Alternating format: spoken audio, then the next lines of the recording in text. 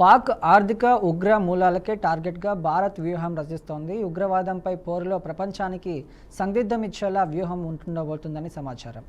దేశ సైనిక సన్నద్ధతతో పాటు ఆర్థిక, రాజకీయ, అంతర్జాతీయ పరిణామాలపై ప్రధాని మోడీ దృష్టి పెట్టారు. ఇప్పటికే పాక్ ఆర్థిక వ్యవస్థను దెబ్బకొట్టేలా దౌత్య, వ్యాపార, వాణిజ్య జలాలపై భారత్ నిషేధం విధించింది. ఇదిలా ఉండగా త్రివిధ దళాలకు పాక్పై సైనిక చర్యకు సిద్ధంగా ఉన్నాయి. పాక్ దళాలను తిప్పికొట్టేసేలా త్రివిధ దళాలు వ్యూహాలు రచిస్తున్నాయి.